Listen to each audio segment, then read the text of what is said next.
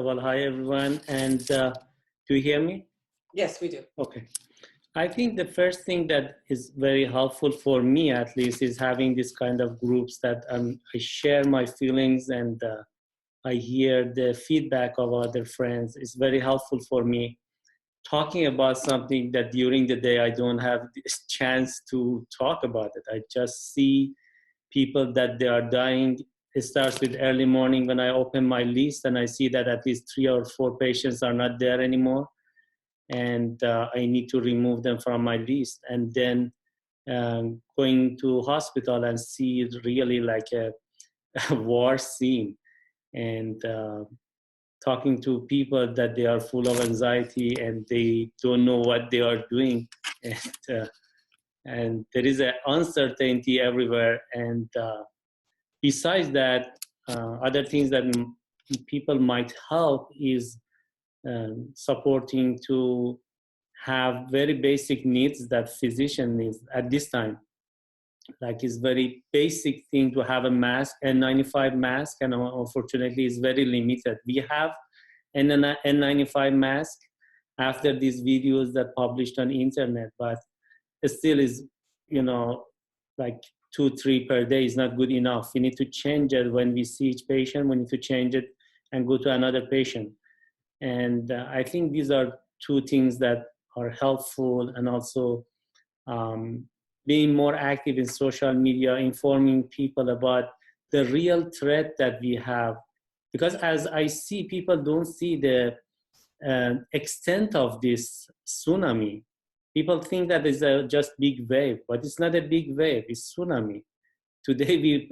Tonight we are passing 100,000 patients in New York and 1 million people in the whole world. And I believe if they do tests for all people, the number is much, much more higher than this. And I think spreading in this word in social media, that is a real hell, and people should watch themselves.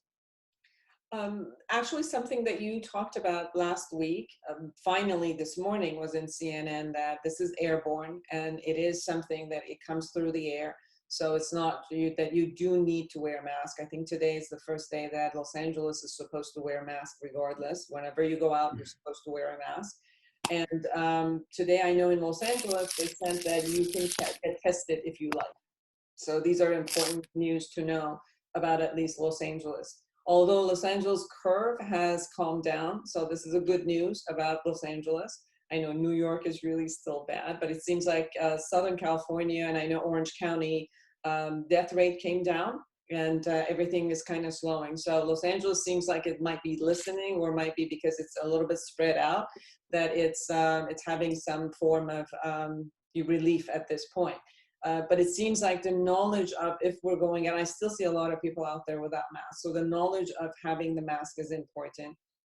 And I know that a lot of us know personally people who are physicians or nurses, and maybe we could ask them. Maybe each person has a different need. Maybe they need, you to take care of their children. Maybe they need you to, go to their house and do something. Maybe there's something that everybody can do for us, and maybe we could ask in that regard. Anything else that Dr. Karandish or someone else can raise their hand and let me know if you want to talk and share? I prefer to listen from other people, because if I want to talk, then the flow of the system gonna stop. I just listen. Thank you. Next person, who would like to share? Dr. Raufi, there you go. I see your hand up. That's cute, you went like that. Go ahead. Yes, hello everybody. One of the things that I think it's very important to kind of have the medical personnel in mind is their families.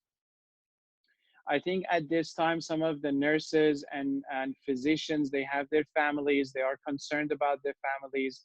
If it is possible for us to kind of take care of the families, just at least check on them to see if there is anything the family members need, that would be a huge help to the medical personnel, to think that there is someone or some group of people or some relatives and friends that they are asking their family members if they need anything while they are in the hospitals or in the field, kind of helping out patients.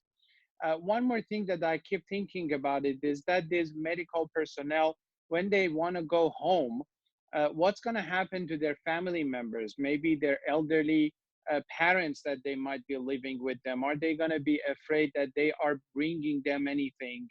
And at this time, probably I've heard some of the nursing staff or physicians, they actually have found themselves some other places to live alone. Or I heard that some of them, they actually sleep in their cars. I think that's an important issue. If anybody has a guest house, any place that they can maybe give it to a medical personnel or a staff, nursing staff, that they can actually at least temporarily live there and be there, that would be a huge help to them, because I know myself, some of the nurses that they live with their elderly parents, and they're already concerned about bringing them the virus. I think anything we can do. And most importantly, one of the things we can all do is just to stay home and not give them any more pressure or any more patients to take care of. If we stay home, we help them a huge deal. Thank you, Foojan Jun, for the time. Thank you. Who would like to speak and share? Samar Tehrani, she is, there you go, okay. She's a specialist, addiction specialist. Thank you, Samar. Thank you. Thanks for facilitating these chats and talks. I think these are so important for us as well, as behavioral health professionals. As far as behavioral health professionals, I think one of the many things that we can do, or one of the things that we can do, is we can be available to do free consults with medical staff. Because, I mean, if you can just imagine, with all of the issues that these individuals are faced with, they probably need to speak to somebody or decompress or share their emotions and have somebody listen to. So perhaps, you know, we can provide hours, certain hours in a week, and aside from everything else that we're doing and seeing our patients online and through telehealth, we can make ourselves available. I think I've shared this, my office is actually in a medical office at Virginia Family Medicine. And one of the things that I've done is that and we do testing there. So of course I'm staying home, and that's one of the things that our office is really advocating, is that please stay home, right? But then there is a whole staff that's working there, right? So what I've done is that I've made myself available to my colleagues, and of course not in a therapeutic sense, but in a sense that, you know, we can certainly be an ear to listen and relieve some of the pressure, stress, and help them process the emotions, the many emotions that these individuals are faced with, while the rest of us are at home and are kind of shields from it, if you will. Thank you. Definitely, it's important for all of us to be able to support each other. My neighbor, it was funny because he's an older guy, he's about 70, late 70s, and I went to bring the garbage out, and he comes in and helps and says, no, I'll do it. And then I said, you know, if you need anything, let me know when I go to shopping, I'll bring it. He says, no, I have everything. And do you have toilet paper? I says, well, so far, yes, but you know, I've been looking and there isn't. So about 2 hours later, there's a knock at my door with 3 toilet papers. And he says, I went and got some. I got 7 and I got 3 for you. And it's like, okay, that's just too sweet. It's like how I keep crying all day. It's like the love that people have the capacity to give each other is showing up everywhere. And I think that in the midst of fear, and I know that Mehran and I constantly talk about this, in the midst of all the fear, all the anger, all the unknown, all the changes that are happening, I think the only thing that is really keeping us in that same place is just this beauty of loving each other and being together. So I'm touched. I've been touched all day, and I'm touched that you guys are here, and we can share it. But don't worry, I'm a whiner and a crier anyway, so that's just sharing with you. And I got it that, like, you can't really experience true love unless you get to share it. Like inside of you, it doesn't exist unless you're actually in some sort, you're putting yourself out there and touching people's hearts. The way that, you know, I was receiving love all day from the neighborhood. And these are people that instead of being afraid of that, you know, in an epidemic concept, what are we going to do? Are we going to kill each other? Are we going to, you know, hoard everything so nobody else has? Are we going to go buy guns so, you know, we're going to protect each other?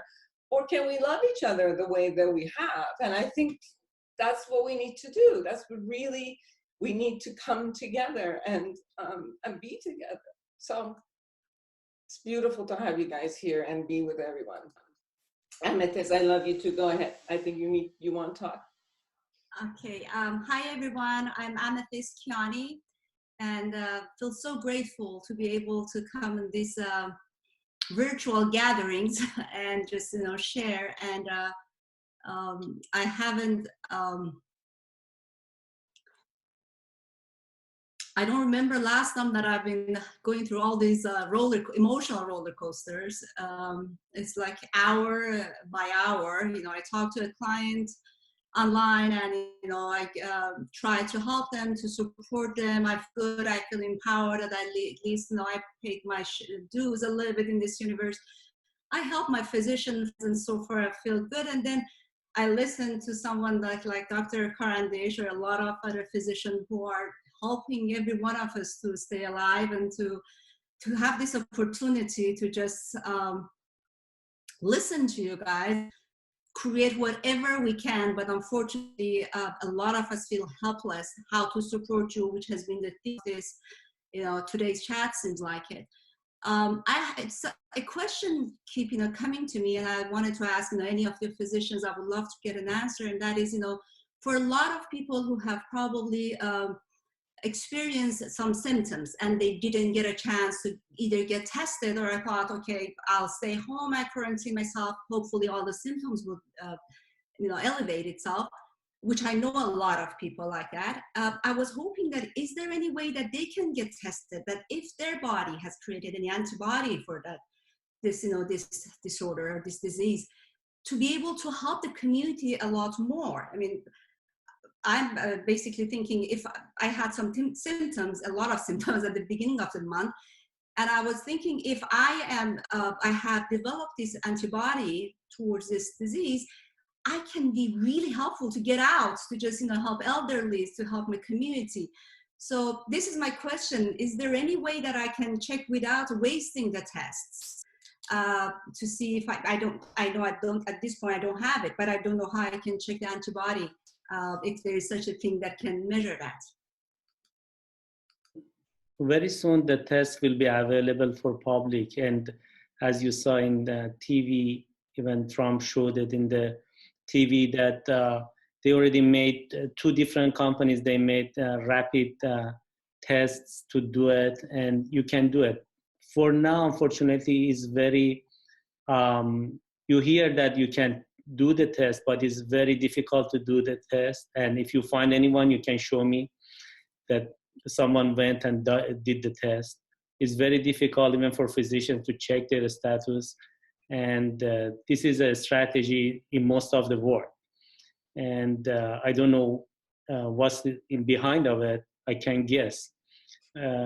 I think it's very important to know it, because today someone called me from Los Angeles and told me, do you know anyone in California that has improved from this disease? And I mentioned why. And he told me that there is a 27-year-old man that he is in UCLA under ventilator for 10 days now. And now they are thinking that if they can give the antibody from the serum of another patient, it's going to be helpful for that patient. Then I agree with whatever you mentioned about knowing about knowing the antibody level of our body, IgG of our body. But at this time, at least at this time, is very difficult. And I suggest you to don't get close to any of those centers, because soon you're going to hear that this damn virus is in the air conditions of everywhere. and I mentioned last time that now all people, they take care of themselves. They are watching, they don't go out, and they are quarantined themselves. But why every day the number increasing? And I asked my hospital to check air conditions inside the hospital and inside the elevators. I'm sure that now the source is in the air conditioners. And if you go to any stores, that's the main alarming thing, that you need to watch yourself and just pass this period that I'm not sure how many months it takes, but for the next few weeks at least, when you go inside any closed spaces like stores or banks or this kind of places, or subway, just make sure that you have N95 mask and don't go inside without N95 mask if you want to be really protected, and don't trust these surgical masks. By the way, I know two people who were tested and they had the coronavirus and they're doing much better. They're home. And I have one person who actually wanted to give blood for the plasma. So please, after this, let's connect so that I can connect that person. That person actually went to the hospital and was under the ventilators and all of that. Now he's home for 2 weeks and he's doing well. So, and he wants to give blood for the plasma. So if you very good. Thank you. Person, let's talk and give this. So this is these are good news. These are good news. Thank you. Have it. You know, they're doing well with it. So I'm glad that that's happening. Very good. He's a young doctor, the one in UCLA. He's a 27 years old doctor. Beautiful. Yes. Persian doctor. Let's talk. Thank you so much. And please, you have your hands up. You are unmuted. I don't have your name here. It just says iPhone. Please go ahead. Foojan Zeine, and I'm part of military. Yes, hi. We are in forefront of the whole battle. Actually, I have been involved with many disasters such as this, Katrina, and so on and so forth. But one thing that I like to contribute is that we are going and assessing different sites in order to add to different hospital beds. So actually, I'm teleworking. But by teleworking, they feed me with informations of different sites, and I can determine if that site is suitable. So we could go to the owner and sign a lease and set up a temporary hospital. Also, when you work with hospitals, they have intake and exhaust system for their air for ventilation. And all of those systems, they have different type of filtration, so no virus, nothing can get to hospitals. So I think hospitals are secure places. So let's wish all of us good luck fighting this disease. I'm pretty sure we'll conquer it soon. I certainly hope so, and I keep looking at Hong Kong and Singapore and South Korea and China, and seeing that it seems like they're back in business. So although there's still some cases, and there was a revisit of some cases which came back from the foreigners coming in. But looking at that, it gives me hope that we're, if we all listen, and without even military having to stay home and respect each other, from that perspective of, taking care of myself and taking care of each other, I think that hopefully we'll pass through this. Dr. Gulshani, the first questions that were there for how can people support physicians and nurses, do you have any idea or anything to contribute to that answer? I'm not doctor, but did you say I'm part of military, and I'm part of the engineering division of military. Okay, got it. Military has been extremely instrumental in providing lots of tools to a medical profession. So is type of military is enabling them. Got it. One of my generals a couple of days ago had a conference from Pentagon, and the entire military is available to help. And we have been very instrumental in, let's say, New York. What is that park? I forgot the name of that park in New York. I used to live there, but I forgot the name. Anyways, we set up lots of beds there and lots of tents, and we are flying in different equipment and to help all the patients.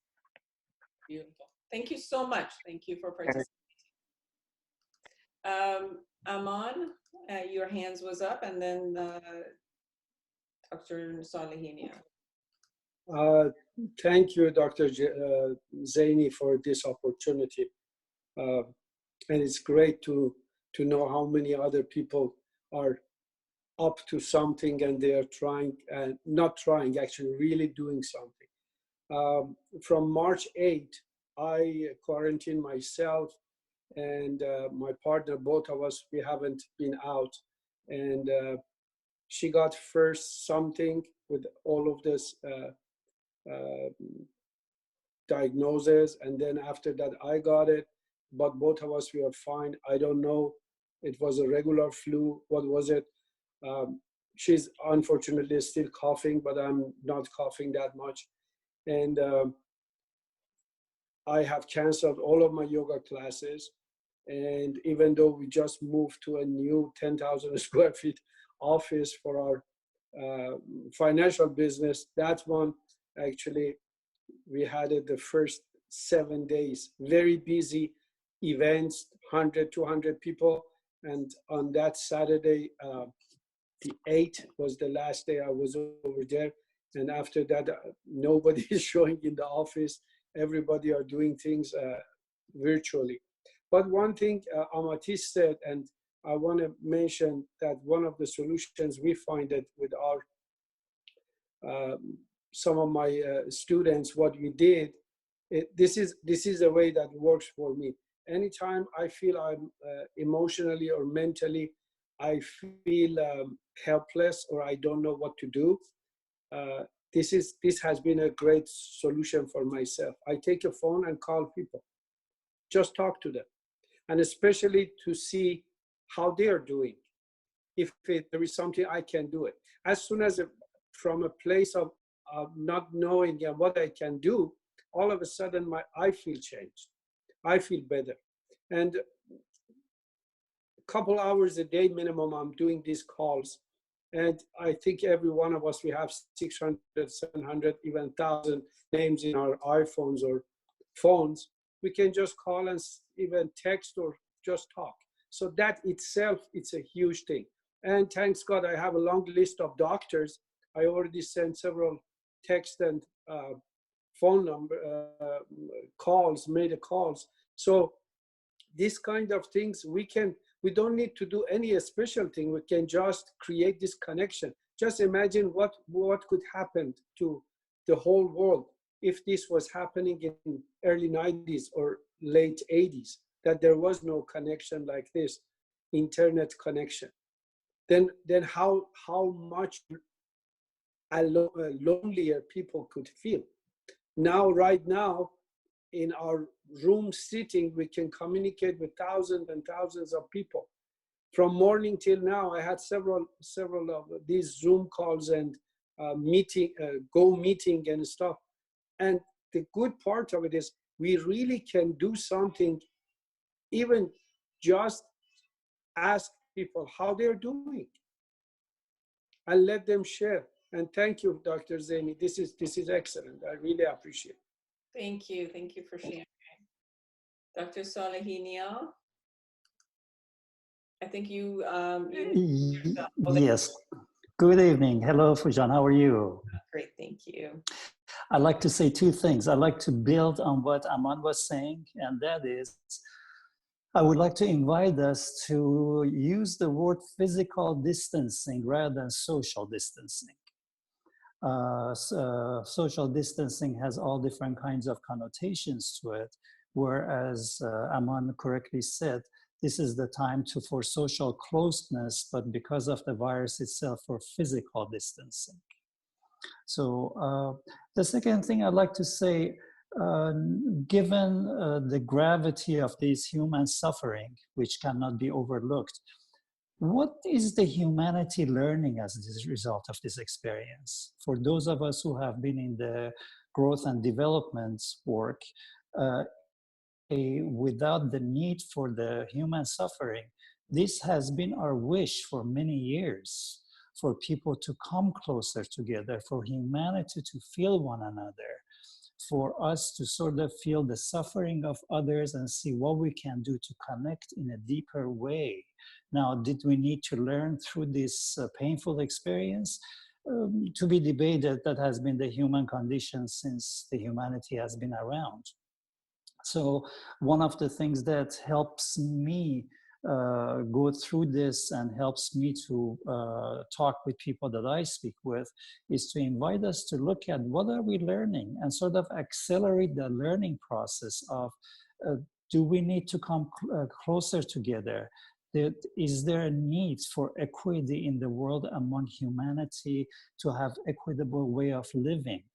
Is this the result of our own actions? Because as soon as we accept that this is the result of our own actions, of how we have dealt with nature, with animal world, and so on and so forth, sooner the learning comes in. And I'm a believer, once we learn something, we can move out of that cycle faster. Absolutely. I think that what I'm hearing also from you is the concept of taking responsibility of how we have been here and responsibility of what we can do. It took a certain way of being where animals, are in our life, and then it took a certain way of being where human gave this to each other. And now I think it's also, if each one of us takes the responsibility of how to stop it from, giving it to another human being, or looking at what it is that I can shift in my life so that I can be responsible for for humanity at large and Earth at large. Because I think that when we only look at ourselves as a solo person, we give away to that responsibility. And then something like this happens, and then we get pissed off. And maybe if we look at ourselves as a collective, not only a collective consciousness, but a collective group of people who are creating things together. And I think that's the creation of all of this. It really matters in what we intend to create. And if we've got to a place that we didn't care for each other, this is a result in showing us we do need to care for each other. And I think that's what's important. I know that I have two other hands up. Is that from people who had spoken? Mr. Golshani and Aman, would you like to speak again and share again? Yes, I think this whole phenomenon brought all of us closer to each other. Like I mentioned earlier, I have participated in many disasters in the United States, in Japan, and around the world. But nothing has been as grave as this.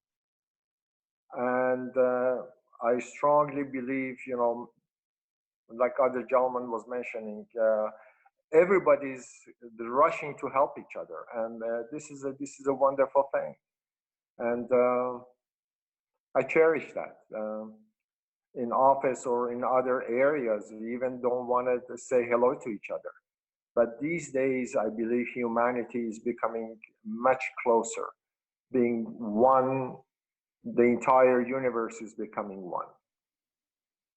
I definitely experienced that, and the amount of the maybe like abuse that is happening, which that is also part of our humanity. I think that we have to also acknowledge our dark side.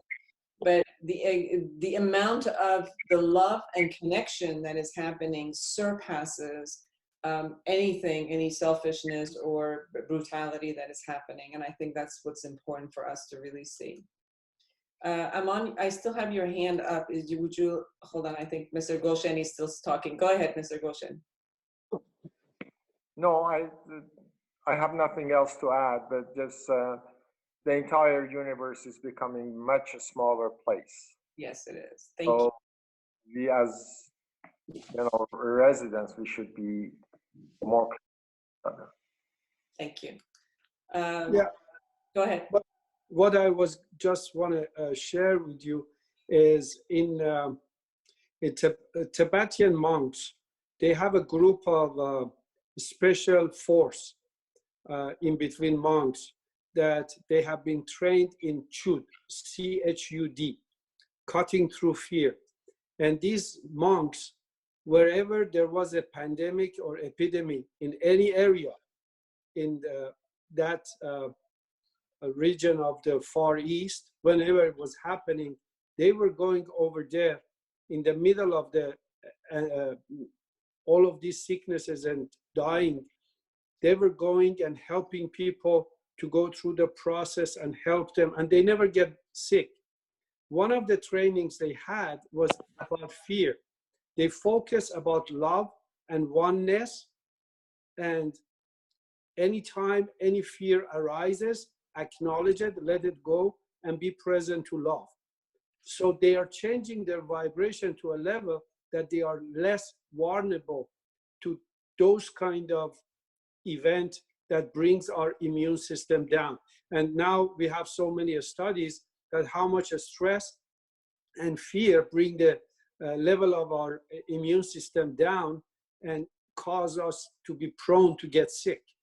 So that was another thing I was inviting everyone, that we can share with everybody to focus on love and potentiality of growth and expansion out of this, the same way that Dr. Saleniel said, and also be present to self-love and love in general. So both of this, I think it can help us on the side of all of the mask and other things that we need to do on the spiritual level or energy level. That would be great to have that. That was what I was going to add to it. Thank you. I see that Dr. Qassemloo is here. Qassemloo does not have his video. I don't know if he wants to share with us or not. Anybody else who would like to share? Please have your hands up.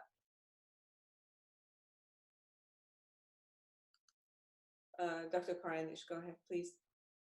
I want to back up whatever Amanjan said, because I see that on a daily basis that now the virus is controlling us, because all the medical team, when they go inside the hospital, they feel that everything is out of their control, and they know that they are putting themselves in a very bad hazardous condition. And I see that people cannot bring up that side of their souls, and maybe that's the result, that our results are not satisfactory, is very poor. The results that we have is really poor, really bad.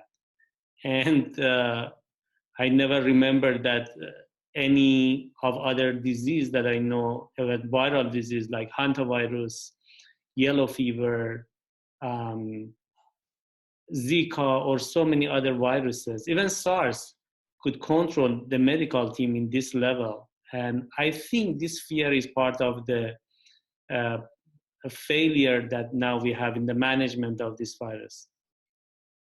Definitely fear is something that we all are experiencing. And I think that it's important for us to kind of like divide what that fear is. I think there's a fear of the survival, of the physical conversation, or whether I'm going to get ill, or whether I'll die, or whether I'll become, dependent on someone and cannot handle it. So I think that's part of the fear that we're experiencing.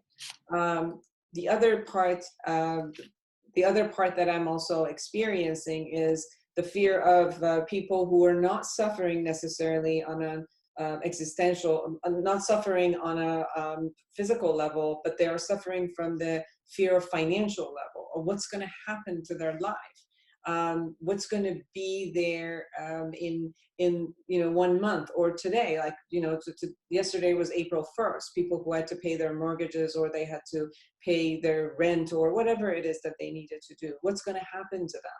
The next fear is the existential fears of I'm bored, I'm purposeless, I'm hopeless. I don't know what to do with myself. I don't know who I've become. So there's so many different types of fears that are showing up, which I think that looking at fear and dividing them, defining them, it's going to help us for each one of them to see what we do. And I think the other part is also sadness. So it's okay to be sad. It really is okay to be sad. These are sad times. And we don't need to stay sad throughout the day. But I think that acknowledging that I am sad and it's okay, that if I can cry, like, just like right now, I cried with all of you because it was, my sadness showed up, and then the love shows up, and I fully feel it, and then I express it. And I think the concept of fully feeling it, and then sharing it and letting it go, it's much easier for people to be able to handle these emotions versus, bottling it up. When you bottle it up, then it's going to turn into agitation and anger. And then we can harm ourselves and each other when we turn it into anger and then express it from that perspective. So I think that it's important for us to be able to handle that. Anybody else hand up?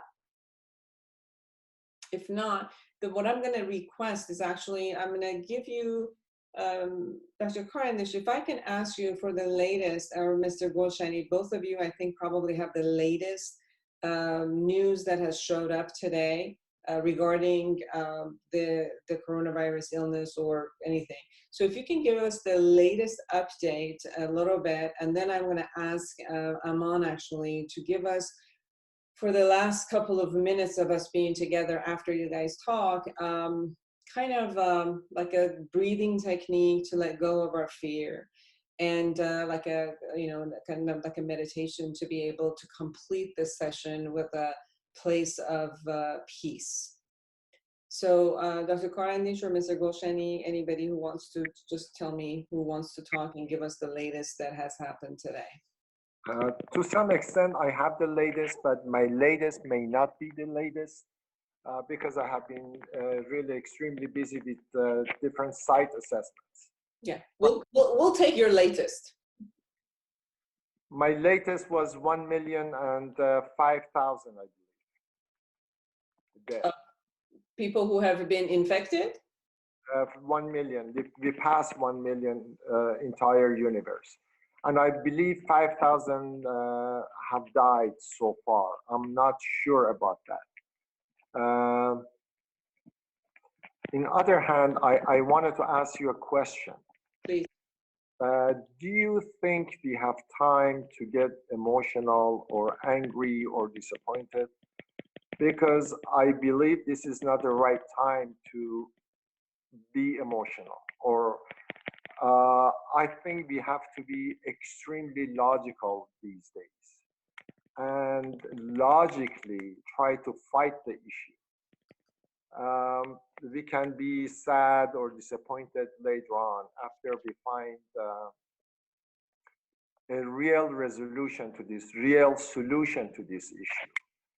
I think we have to just work as hard as we can, mentally and physically, to come up with some type of solution, no matter how small. And do you think can we really put, emotional aside? Do you think this is logical to put emotions aside? My belief is that we're humans and we're going to have emotions. And I don't think that we can live without emotion. That just happens. It's like, you eat and your system processes it, and you can't say, I'm going to eat and not process, because that's just we do. We get information, and the part of the way we process is through emotion. So I think that, that is going to be there. But I think what the distinction that I'm hearing from what you're saying, Mr. Golshani, is should we act emotional? And no, I don't think that we need to make decision making should not be emotional, and actions should not be emotional. But I think that when we don't really look at and consider our emotions that are underlying, then subconsciously we do act emotionally. We do have decision makings that are emotional. But if I actually see that I'm sad, or I'm afraid, or I'm angry, or I'm anxious, and then sit with it, release it, and look at what is it that I am anxious or fearful or angry about, and then turn it into logic and see, what's real, what's not, what is it that I can do, what's the situation. And then from a logical perspective, taking care of my emotions, then definitely make the decisions that I need to make. So that's the distinction that I'm hearing. Should we act emotionally? I agree with you that that's not, I don't think at any point in life it's appropriate to act emotionally. But I think that our emotions are part of who we are. We're not robots. We process with emotions. We first process with emotions, and then emotions turn into meanings and thoughts. So we can't, like children don't have analysis capacity. They get rationalization around age 10. So, the first thing that we have is emotion. But I think that taking care of our emotion, then, we could bypass the intensity of the emotion so that we could bring rationalization in and look at what we really need to do. And yes, we do need to go by what science is telling us today. We need to take care of ourselves and everybody else by what the facts are, not what the myths are or what I think I like the facts to be. And this is how we're going to survive it all together. We need to rely on our scientists. We need to rely on who's out there and looking at things and coming and letting us know and act appropriately. And we need to actually listen to the organizer. So if an organizer of a city is the mayor, or if the organizer of the state is the governor, or we need to respect. And this is not a time to be a rebellious act. We need to respect what's being given to us in order to take care of our whole society, because we live in that society and we cannot be out there. I hope I answered your question. Yes, you did. But one thing that really shocked me from the get-go was our feebleness. We are really, really feeble. We are really nothing.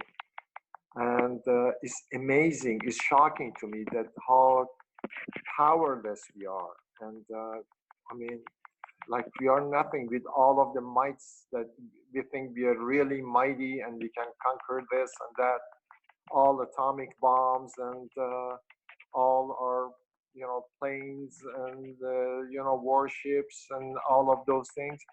Still we are so feeble, I mean so powerless. It's shocking to me. It is such a great humility to bring to our face. And I think maybe we actually needed it as human beings to be humbled a bit and humbled around nature. I think we were screwing up, the nature and Earth pretty bad. So it's more like, you're just a being in nature and you're not all of it. So maybe we needed this kick so that we would be humbled by that. Thank you so much, Mr. Goshen. Dr. Karandish, do you have the latest on, not the numbers, and Mr. Goshen gave us the numbers, but is there anything that you have seen and heard through today about how to take care of ourselves, or anything that you can give us on the latest about the whole COVID-19 concept that we need to know? The main and huge result that we had today was the acceptance of the fact that this virus is similar to tuberculosis, and the way of spread of it is can be through the airborne transmission. It was a huge thing, because from now on everyone knows that the way of protection is not just to stay away from other people, and you can get it from everywhere, like air condition, going to closed places like stores, banks, or inside the buses or other places. That's a huge thing that is going to help a lot to have shorter period of the disease. And that's a huge thing that we had it today. Actually, 2 weeks ago, some people from a CDC was part of a study, and they found it out and they published it in New England Journal of Medicine. But because of the politics, they mentioned that, although we are working in CDC, although we are part of the American Immunology Association, but whatever we are talking about is just our point of view, is not about the organization. And finally, everyone accepted. It's a huge thing, and I'm sure that it helps to better control of the disease. And we need to see in California the numbers for the first day got 5 digits number and went up more than 10,000. And in New York, 6 digits more than 100,000, and the world more than 7 digits, which is 1 million, more than 1,015,000. And the last people, the 5% of these people died. So far, it's 50,000 died by today, like 1 hour ago. Thank you so much. Mina John, you had said something to everyone, and I prefer for you to say it yourself, and then we'll finish with Aman. I think that, go ahead, Mina. Your voice is, I think you muted yourself. As you were saying, Foojan Zeine, was that our emotions are all connected to our values. We value humanity, we value justice, we value being there, the community. So we feel those emotions when they are coming. It's very important to sort out, especially at this time, because otherwise we would have post-traumatic syndromes coming after this. This is a trauma. For those at the front line is amazingly strong, what they're going through, the doctors, the patients, the nurses who are on the floor working hard, making those choices, who gets the ventilator, who doesn't, who gets the medicine, who doesn't. And I think that just having that conversation, as Mrs. Tari was saying and Aman John was saying, just being there for those of us like yourself that are in that profession, that you can listen, you can create a space to hear that doctor that is beat up and going home and has to act normal in front of his family or her family. And at least to release some of that emotional pressure there, as you said, to be able to live with logic and keep on going. So I know that there are different areas that those who are doing the hard work need support. And I think that emotional support is one of those very important to avoid the trauma syndrome that they're going to have after everything is calmed down. Beautiful. Thank you so much. Aman, I'm going to ask you, we got about a couple of minutes, if I could ask you to give us a little bit of maybe breathing techniques or something that we could do in a meditation so we could complete this session and like be together. Before we do that, I want to let me create a little bit of a logistics. We're here every Thursday to do this in English. It did go live on Facebook, so thank you for everyone. And hopefully, you know, if you know somebody that wants to share, and all of the experts who can give us their expertise, we would love to have them. Fridays at 1 o'clock, I'm sorry, Fridays at 12 o'clock Los Angeles time, it's going to be Farsi. So I really would like for you guys to also tell your friends who speak Farsi to be able to also join us on the Zoom. The link is exactly the same link, so you could go ahead and do that. Go ahead, Emma. So my invitation is put your left hand on your chest over your rib cage, and right hand on your over your belly button.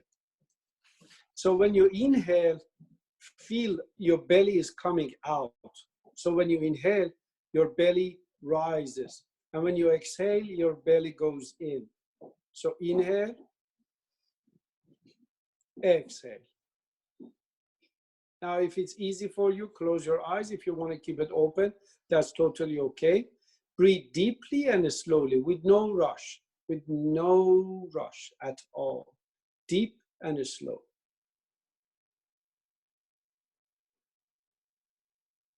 Meanwhile, relax your jaw, relax your face, relax your neck and shoulder.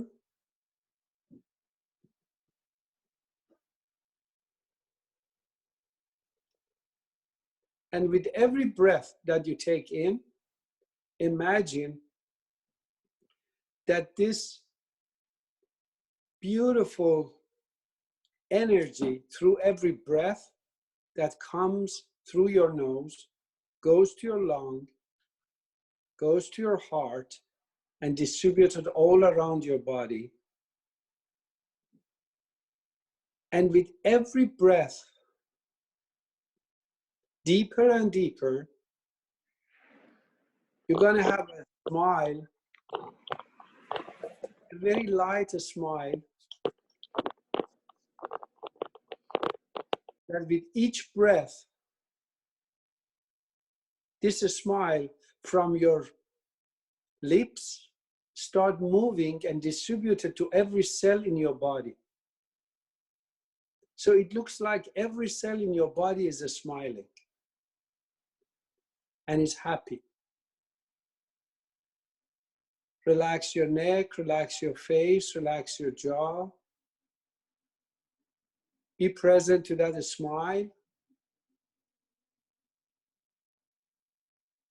Now, whatever you're experiencing at this moment, physically, mentally, and emotionally, if it's a kind of emotion that you enjoy it, and it's some kind of emotion that you want to share it with others, imagine in your mind that your whole energy field is expanding. It's much bigger than your body, much bigger than the room you're sitting in, much bigger than the house that you're in. And with every breath, your energy field is expanding, going over the county, city, state, and all the way to the globe. Your energy field is so big and so vast, and you're sharing that happiness and a smile with the rest of humanity, with the rest of the existence. Make 3 deep breaths.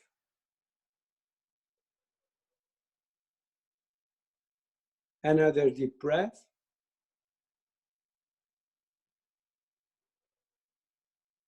And with the last breath, come back and open your eyes. Thank you for the opportunity, Dr. Zeine. Thank you so much, Mr. Amanullah Kahraman. And I think that Leila Pezeshk wants to complete our conversation. Go ahead, Leila. And thank you, Dr. Zeine, again. That's just only a suggestion, since Aman mentioned about sharing our feelings is really important and helpful here. And Dr. Karandish mentioned that there is nurses that are struggling with the situation. I have a suggestion. If you think that would be a good idea to invite one or whoever needs it to be in one of your visual, I call it social meeting that we're having here, to help them out, if that would be a way to assist. I'm sorry, I didn't catch what it is that you're suggesting. If just invite one of or two of nurses or whoever's working at the time in the hospitals that Dr. Karandish mentioning, invite them here to share their thoughts and kind of like giving them energy of supporting our thoughts with them during the virtual meetings. That's what I was trying to say. Beautiful. So whether Mr. Karandish or any of you who know some of the physicians or the nurses that might need some social support, you can give them some loveys if they come here, and they can share actually what it is that they need, and then we could have that. Absolutely, this is set up for people to share what their needs are, and for all the experts to not only share, because we're humans, but also share what it is that we have. So thank you for all of you for being here with us, and this concludes tonight, and hopefully I'll see all of you Thursday and Friday, all of those. And if you know people who would benefit from this, please let them know, and we would love to see them. Thank you. Bye-bye.